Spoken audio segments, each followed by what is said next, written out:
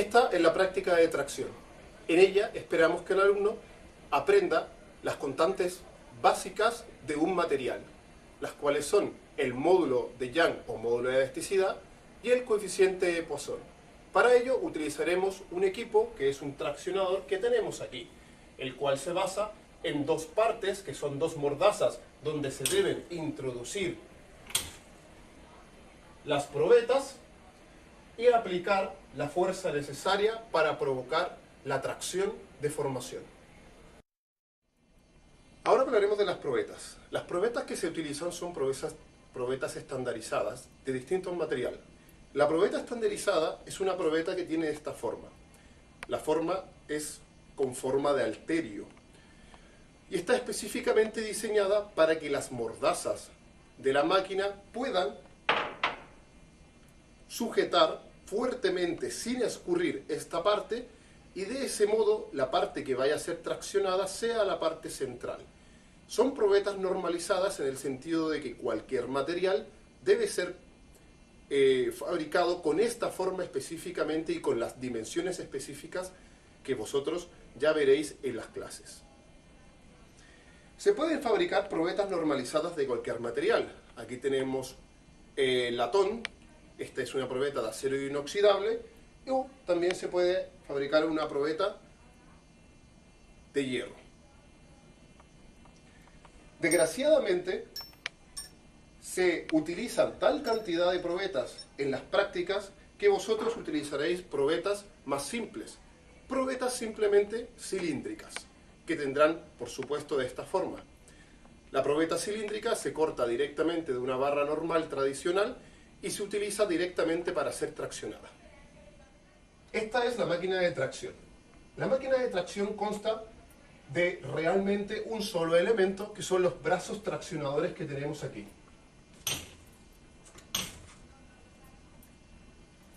Cada uno de los brazos funciona con un compresor de aire que se encarga de movilizar las mordazas. Estas mordazas son las que realmente generan la sujeción de la probeta que ya hemos visto. ¿Cómo funciona la máquina? Realmente la máquina lo único que hace es, nosotros colocaremos nuestra probeta en este lugar, acercaremos con el programa la otra parte del brazo y lo que haremos es una tracción. Estiraremos el material. ¿Lo estiraremos hasta cuándo? Hasta romperlo. Y lo que haremos es medir la fuerza. Evidentemente la fuerza es medida con un traductor, que es este pequeño pieza que tenemos en la parte de acá arriba. En este caso, para esta máquina, el traductor tiene una capacidad de 50 kilonewton de fuerza que puede ser aplicada. Es por eso que con esta máquina no podemos traccionar cualquier tipo de material, sino que, desgraciadamente, estamos limitados a unas ciertas dimensiones. De lo contrario, necesitaríamos demasiada fuerza para hacerlo.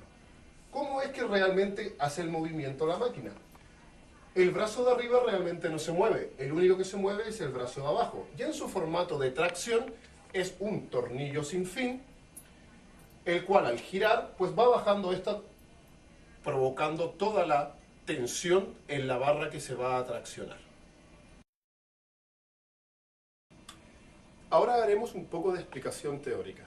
Esta explicación no es una gran explicación, ya que realmente solo servirá para poder desarrollar correctamente este experimento y entenderlo. En su momento, vuestro profesor de la asignatura hará una clase mucho más extendida donde realmente se profundizarán cada uno de los conceptos que os voy a explicar ahora. Lo que vamos a hacer aquí, evidentemente, es tensión de formación.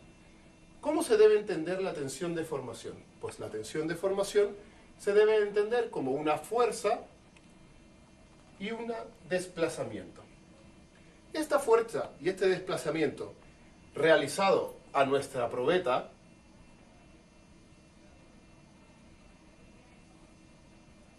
nos va a entregar una curva característica más o menos con esta forma. Realmente, como ingenieros, no nos sirve esta curva de fuerza y desplazamiento. Lo que nos sirve es una curva de tensión y deformación, pero no cualquier tensión ni cualquier deformación. Lo que nosotros buscamos es tensión nominal o ingenieril y deformación nominal o ingenieril. Realmente es muy simple poder pasar a esas dos condiciones, porque la tensión nominal o ingenieril simplemente la definimos como la fuerza partido por el área. ¿Qué área? El área de nuestra probeta, donde supuestamente se va a provocar la fractura, que como nuestra probeta es cilíndrica, evidentemente será cualquier área. El área, lo primero que tenemos que hacer es medirla con un pie de rey. Para poder hacer la deformación ingenieril o nominal, lo que haremos será simplemente normalizarla con respecto a un largo. ¿A qué largo? Pues evidentemente al largo de la probeta. ¿Cómo deberíamos definir el largo de la probeta? Pues realmente el largo de la probeta tiene que estar definido como la distancia entre las mordazas de nuestro equipo, porque se supone que las mordazas tendrían que corresponder a puntos de empotramiento. Eso significa de que las mordazas deberían sujetar, afirmar nuestra probeta de forma tal que no escurra. Por tanto, la distancia que deberíamos nosotros utilizar como distancia máxima tiene que ser esta.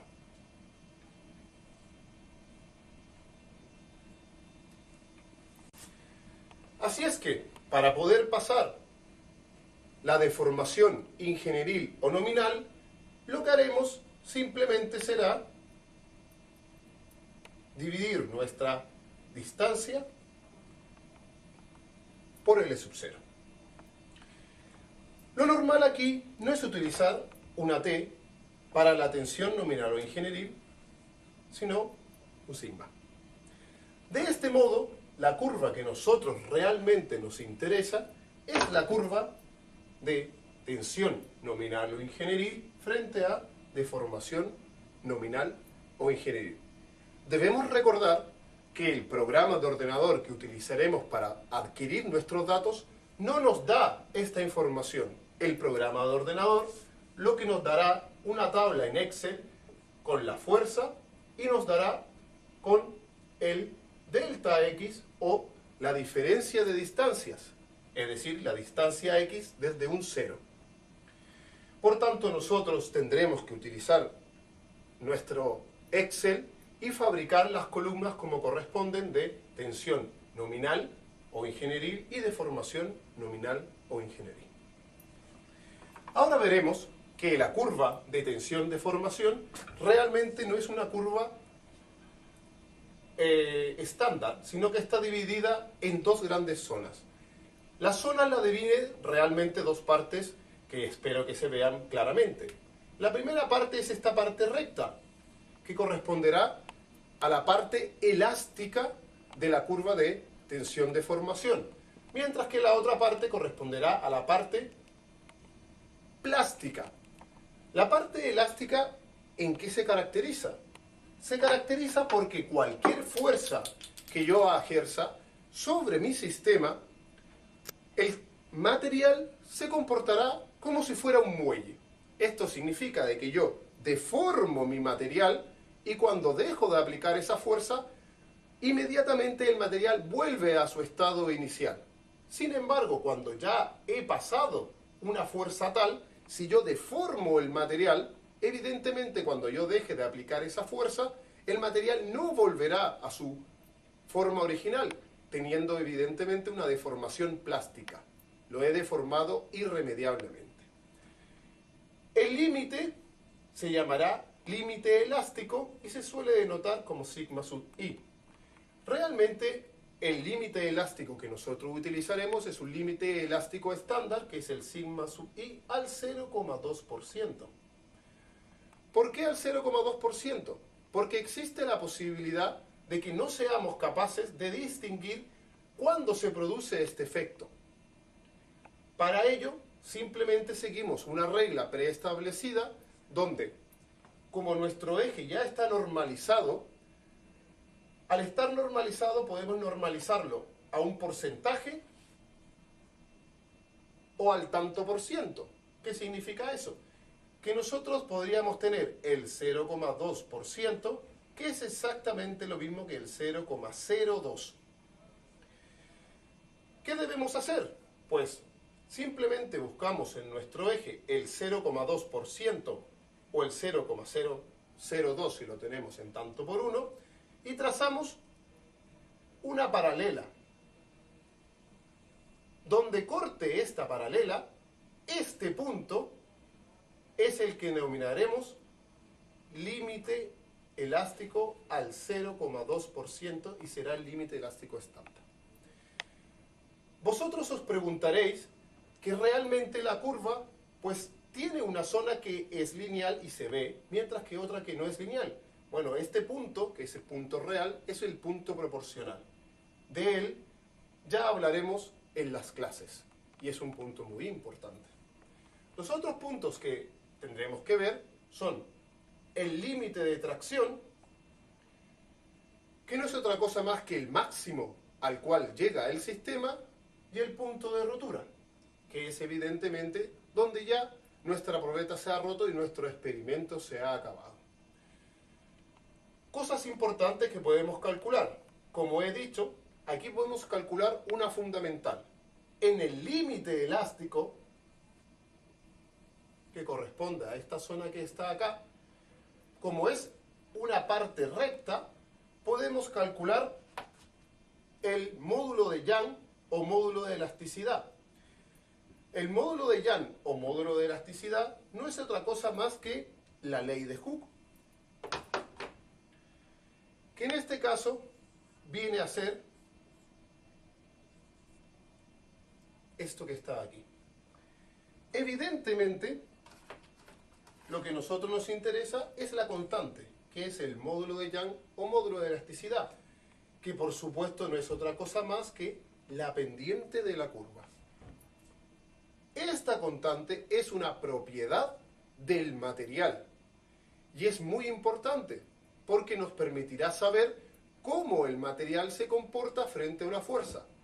Debéis recordar además que ¿por qué hacemos estos ensayos? Estos ensayos los hacemos porque normalmente las construcciones están fabricadas de acero y estos aceros están en vigas y esas vigas forman estructuras. Pues las estructuras de estas vigas corresponderán a los módulos de Young de cada una de las propias vigas y por tanto tendremos capacidad de simular cómo se comportará nuestro edificio una vez construido a distintos fenómenos como por ejemplo son el peso o los vientos o los posibles terremotos que puedan existir. Así que es muy importante el cálculo del módulo de Young o módulo de elasticidad. También debéis tomar en cuenta de que es una propiedad intrínseca del material y también de la forma como el material pueda ser tratado con respecto a la dureza que se le pueda aplicar al material. En clase veréis que un mismo material, dependiendo de distintas condiciones, se le puede añadir capacidad de dureza. Por tanto, si se le añade capacidad de dureza, cambiará su módulo de Young.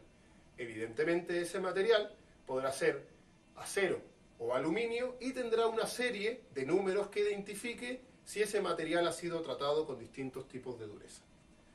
La segunda propiedad que he dicho que es muy importante es el módulo de Poisson.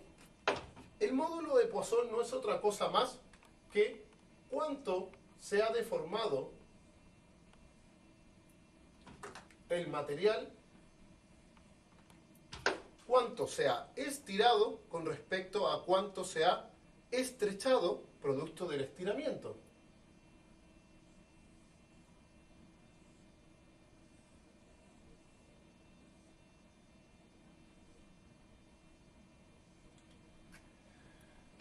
Si yo aplico fuerzas en este sentido para poder hacer tracción, evidentemente el material se va a estirar una cierta cantidad hacia el lado de acá.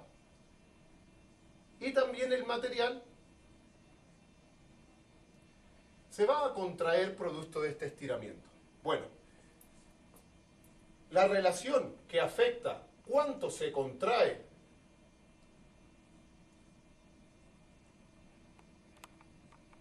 con respecto a cuánto se estira, en total, es decir, todo lo que se ha estirado con respecto a todo lo que se ha construido, se llama coeficiente de Poisson y está definido de este modo. Estas dos son las constantes fundamentales que se pueden obtener de esta práctica. Ahora comenzaremos nuestro ensayo. Para ello, lo primero es buscar nuestra probeta. Normalmente podrá ser una probeta de aluminio, una probeta de cobre o una probeta de hierro. Y esta usualmente deberá estar cortada para que vosotros podáis utilizarla. Si no está cortada, debéis cortarla vosotros siguiendo el paso de alguno de los vídeos que podéis encontrar también. Lo primero que debemos hacer es medir el área. Y para ello, lo que hacemos es medir el diámetro de nuestra probeta con un pie de rey. Recordemos que este diámetro en la ecuación para poder meter después el área nos servirá para poder transformar la fuerza en tensión nominal o ingenieril y la distancia en desplazamiento nominal o ingenieril.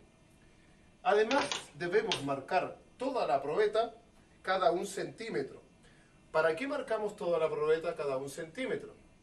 Porque también nos interesa calcular el desplazamiento a rotura, que es la forma antigua como se realizaban estos experimentos. Al marcar toda la probeta cada 1 centímetro de forma igual, evidentemente, cuando la traccionemos, llegará a un punto donde la probeta se romperá.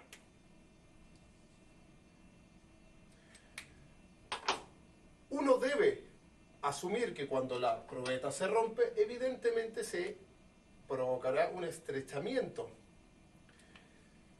y un alargamiento. Así es que como hemos marcado toda la probeta cada 1 centímetro, lo que debemos hacer es contar de donde se ha roto 2 líneas más hacia arriba. Ni esta, sino que 2 líneas más arriba. Hasta aquí. Y de aquí nuevamente, 2 líneas más arriba. Hasta aquí. Y de ese modo calculamos cuánto es la nueva distancia juntando los 2 trozos. Esta nueva distancia, o distancia final, la debemos comparar con la distancia inicial, que por supuesto la conocemos porque la distancia inicial no es otra cosa más que la distancia de 1 centímetro entre cada una de las rayitas que hemos hecho. Pues bien, la distancia final menos la distancia inicial partido por la distancia L sub 0, que es la distancia entre las mordazas, multiplicada por 100, nos va a dar el valor del desplazamiento a rotura, que es otra forma de poder calcular nuestro sistema. Ahora es necesario colocar nuestra probeta en la máquina. Para ello, con mucho cuidado y utilizando este alicate, agarraremos nuestra probeta y la insertaremos primero en la mordaza inferior. Recordemos que la mordaza inferior afirma la probeta con un sistema compresor, así que si metéis los dedos podéis dañarlos de forma bastante irremediable. Nos damos cuenta de que evidentemente la probeta superior está a una distancia mucho mayor, así que lo que debemos hacer en este caso es ajustar nuestro sistema para que la probeta inferior se pueda insertar en la probeta superior. Para ello simplemente, utilizando el ordenador, nos preocupamos de que esto suceda insertándolo directamente a mano.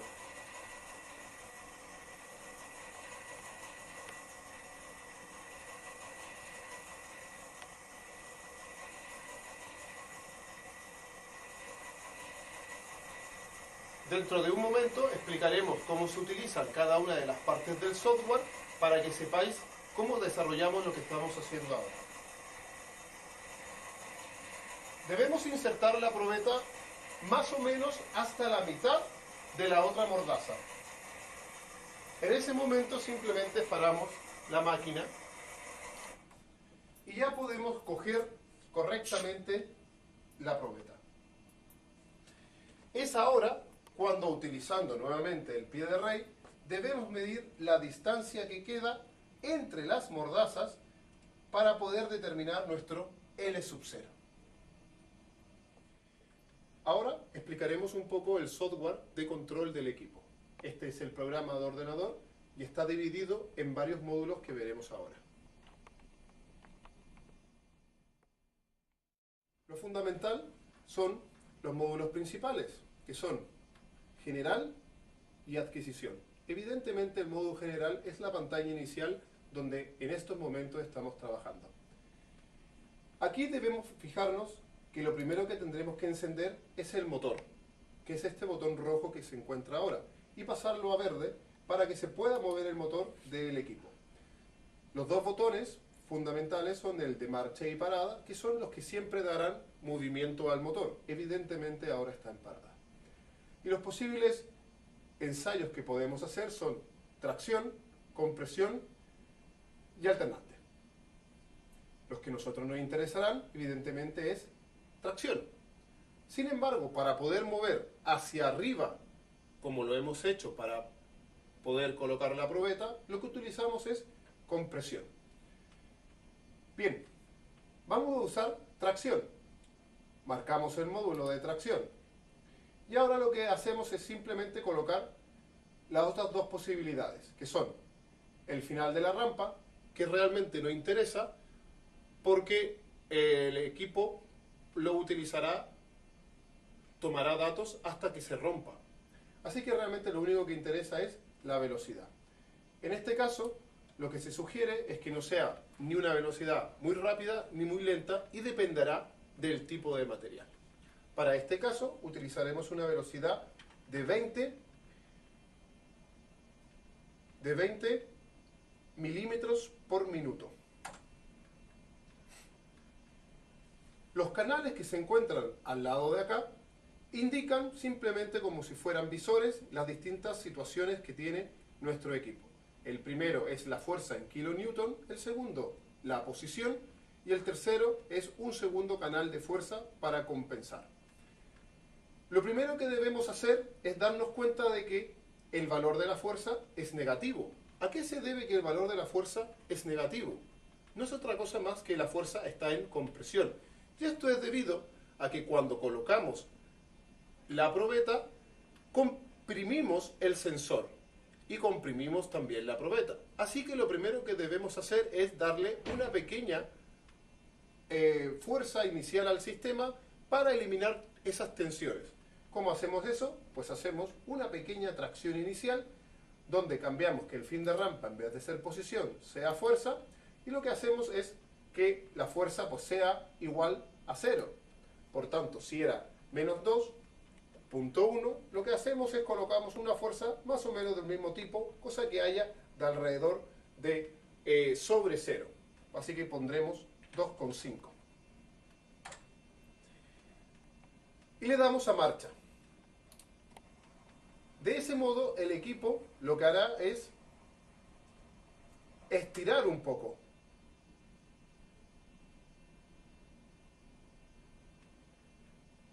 Corta. Como vemos, ya lo ha hecho y en este caso la fuerza se ha pasado de un valor negativo a un valor positivo que son cerca de 2 kN. En este caso no sucede nada. Simplemente la curva va a empezar un poco más allá y no vamos a ver la zona esta mala del comienzo, la cual os mostraré también. En este momento lo que hacemos es colocar la rampa que vamos a utilizar ahora con el máximo, y eso es 50 kN de fuerza,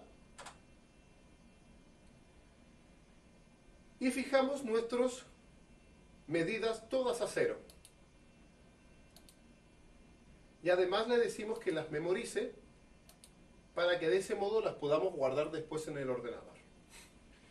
Si os dais cuenta, al colocar la medida de 0 de posición, ya no estamos usando la posición absoluta, sino que la posición relativa o lo que se llamó el delta X, que es lo que el equipo va a guardar. En estos momentos vamos a adquisición y simplemente lo que hacemos es colocar nuestro primer parámetro, que es el nombre del ensayo. Como es una probeta de aluminio, la llamaremos Alumin 1. Le daremos a entrar y ya estaremos listos para poder hacerlo. No olvidemos que tenemos que dar a activar adquisición para que el sistema comience a funcionar en cuanto yo presione marcha. Como veis, en este momento el equipo está produciendo la tracción de formación. Vemos la fuerza y vemos el desplazamiento y se ve la gráfica de la tracción de formación. ¿Os dais cuenta de que esta zona corresponde a la zona elástica y ahora se está curvando la gráfica hasta ver la zona plástica? Llegaremos a nuestro punto máximo, que es el punto de resistencia de tracción, y después se escuchará a partir de ese momento un sonido bastante fuerte que implicará que el sistema está pasando de la transformación plástica a la rotura.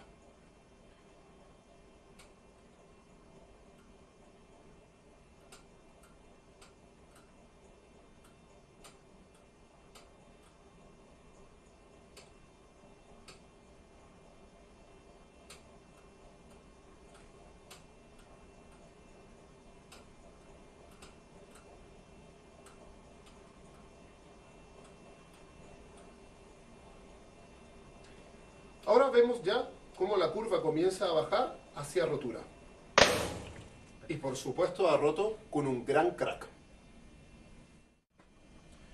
Lo normal es que para este tipo de material las probetas rompan en una forma que se llama copa-cono, que es la forma que debería tener de una copa y de un cono. En clases ya se verá a qué se debe esto. Sin embargo, también existe la posibilidad que rompan con un cierto ángulo, que no es ni copa ni cono. Esto es mucho más extraño, aunque el ángulo de todos modos debería tender a los 45 grados, producto del empaquetamiento atómico de estos materiales. Una cosa final es que si habéis sido descuidados en un primer momento para poder hacer la primera carga inicial e eliminar las tensiones, lo único que vaya a obtener es que en la gráfica de tensión de formación obtendréis un pequeño entrada inicial. En esta gráfica de tensión de formación, como veis, ha sido descuidado el hecho de que no se ha hecho la precarga inicial. Y lo único que se obtiene es esta zona que está aquí, que no comienza desde el punto de la recta. Así es que, si sucede eso, realmente lo único que tenemos que hacer es obviar esta parte de la gráfica, obviar esta parte de los datos, ya que sabemos a que esta parte que está aquí solo se debe a ese hecho, a que hemos sido descuidados de no eliminar las tensiones iniciales del sistema. En estos momentos hemos terminado nuestro ensayo de tracción de formación. Evidentemente, para poder hacer un buen informe será necesario tomar varias probetas.